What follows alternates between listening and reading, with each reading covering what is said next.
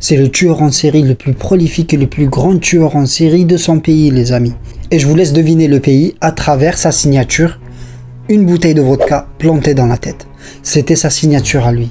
On sait très bien, tous les tueurs en série, ils ont leur propre signature ou bien ils ont le même procédé. Celui-là, c'était une bouteille de vodka plantée dans la tête. Et je parle de quel pays? C'est la Russie. Et ouais, c'est la Russie, les amis. Malgré sa signature assez spéciale, mais on l'appelait le tueur de l'échiquier. Pourquoi, les amis? Parce qu'il était passionné de jeux d'échecs, et dans un échiquier, il y a 64 cases. Et lui, chaque victime remplissait une case. Il a pris un échiquier, les amis, et chaque fois qu'il tuait une victime, il rentrait chez lui, il remplissait la case. C'était son délire. Il voulait atteindre le chiffre de 64. Il était tout prêt. 61 victimes, les amis, il était tout prêt.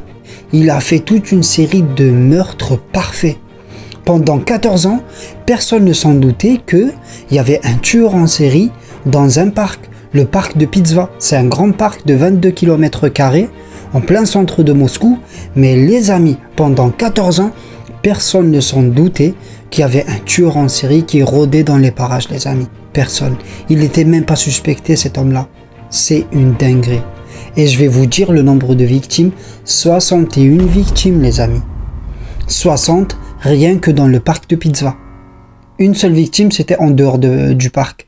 Et ses cibles préférées, c'était soit des SDF, soit des gens que, voilà, ils n'ont pas trop d'attache avec leur famille, avec leurs proches. Vous voyez, les gens que ils vont pas vraiment être recherchés derrière. Pour lui, l'âge ou le genre de la victime apportait peu. Il s'en foutait. Il tuait des vieux, des jeunes, des hommes, des femmes. Sa plus jeune victime, elle était âgée de seulement 9 ans, les amis. Il tuait même des vieux de 70 ans, 75 ans. Il s'en foutait. Pour lui, que ce soit le sexe ou l'âge, apportait peu. Mais il avait marre que personne ne parle de lui. Ni à la télé, ni dans les journaux, rien du tout.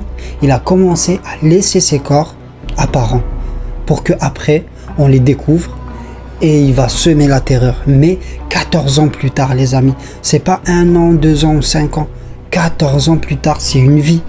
Bref, le 15 octobre 2005, les amis, la police de Moscou reçoit un appel au sujet d'un corps retrouvé atrocement mutilé et une bouteille de vodka plantée dans la tête. C'était dans le parc de Pizva, les amis. C'était la première victime de Alexandre Pichouchkine qu'il a laissé apparente exprès pour qu'on le retrouve, les amis. C'est-à-dire, il a commis plus de 45 meurtres, mais on n'a pas retrouvé les corps, tellement qu'ils étaient bien cachés. Il se servait d'une bouche d'égout, parce que en dessous du parc de Pizva, il y a un réseau de canalisation immense. Donc s'il jetait le corps là-bas, c'était fini, on ne le retrouve plus. Si on va le retrouver, c'est à l'autre bout de la ville. Ils ne vont même pas remonter la piste jusqu'à Alexandre Pichouchkine. Mais 1 mois plus tard, c'est une deuxième victime, les amis. Et 15 jours plus tard, une autre victime. Bref, de octobre jusqu'à février, les amis. 5 mois. Pendant 5 mois, ils ont trouvé 7 corps. Ils savaient très bien qu'il y avait un tueur en série qui sévissait dans le parc, mais ils n'avaient aucune piste, aucune empreinte, aucune trace, rien du tout. C'était les meurtres parfaits. Alexandre Pichouchkine, à chaque fois qu'il frappait, il frappait mais vraiment parfaitement, il ne laissait pas de traces, rien du tout. Les médecins légistes, voilà, ils ont eu un mal de fou pour trouver des empreintes, des traces ADN, rien du tout, ils n'ont rien trouvé. Et le mois de février, ça s'est accéléré en fait. Il faisait 2 victimes par mois. Et à chaque fois, c'était la même signature. Comme ça, ils savent très bien que c'est le maniaque de Pizva. Une bouteille de vodka plantée dans la tête, les amis. En juin 2006, sa dernière victime, elle s'appelle Marina Moskaliova, une mère célibataire de 36 ans. C'était ni plus ni moins sa collègue de travail. En fait, Alexandre Pichouchkine trouvait un malin plaisir à tuer les gens qu'il connaissait, de près ou de loin, les amis. Et deux détails plutôt. Ces 2 détails-là, ils vont avoir raison sur Alexandre Pichouchkine. Le premier détail, c'est que Marina Moskaliova, avant de partir avec Alexandre Pichouchkine, parce qu'elle avait un rencard au parc de Pizva avec lui pour prendre un pique-nique, qu'est-ce qu'elle a fait? Elle a laissé un mot à son fils. Elle lui a dit, voilà, Si t'arrives pas à me joindre sur mon téléphone, appelle directement Sacha. Sacha en Russie, c'est diminutif de Alexandre. Et je vais vous expliquer un peu comment il les appâte, tout ça. En fait, il a un procédé spécial à lui. Mais vous allez comprendre. Donc, elle a laissé le numéro de Alexandre Pichouchkine. Son fils, plus tard, il a essayé de joindre sa mère, il n'a pas réussi. Qu'est-ce qu'il a fait? Il a appelé Alexandre. Alexandre, il était totalement contradictoire. Il lui a dit, écoute, je sais pas où est ta mère, j'étais pas avec elle. Je sais rien du tout, m'appelle pas, j'ai d'autres choses à faire. Vous voyez, il était sec avec lui. Le fils de Marina va directement alerter la police pour signaler sa disparition. Mais 2 jours plus tard, ils vont retrouver le corps de Marina inanimé, pareil, atrocement mutilé, mais cette fois-ci, un bâton planté dans la tête. Pourquoi? Il a dit, c'est Alexandre qui déclare. Hein.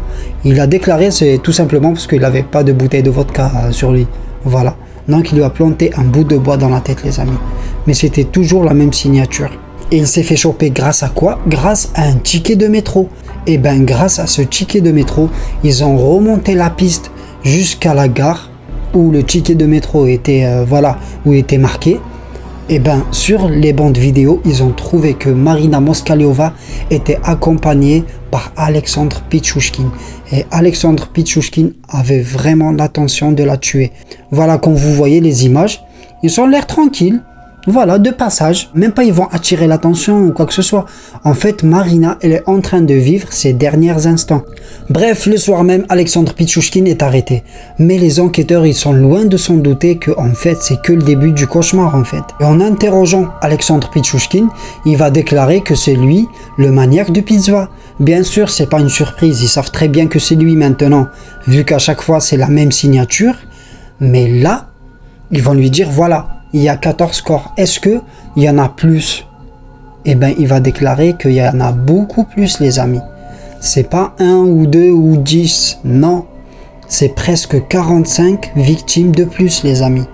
Mais Alexandre Pichouchkine, il a une très bonne mémoire. Il se souvient de chaque victime, les amis. Il va donner leur nom, comment ils étaient, quel âge. Voilà, il va donner des informations.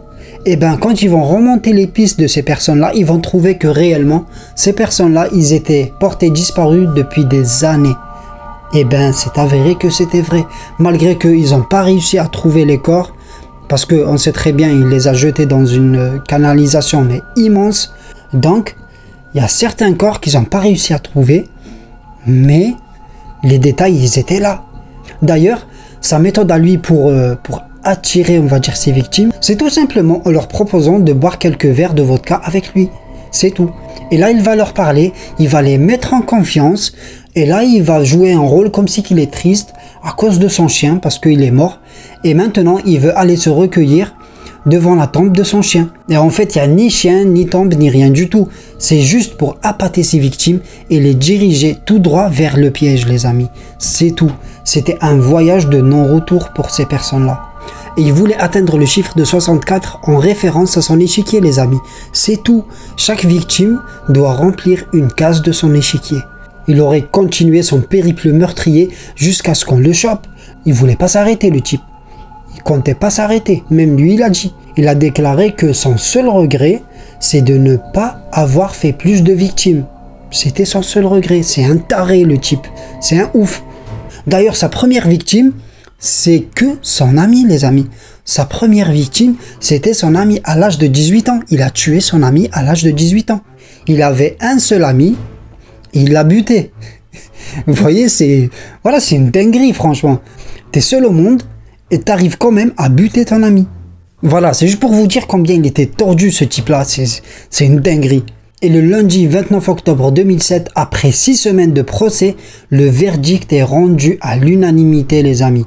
Le juge Vladimir Oussov condamne Alexandre Pichouchkine à la prison à vie sans possibilité de libération. Et franchement, ils ont aboli la condamnation à mort, sinon il serait directement condamné à mort. Mais bon, il sortira plus jamais de prison. S'il va sortir de prison, ça sera que dans un cercueil.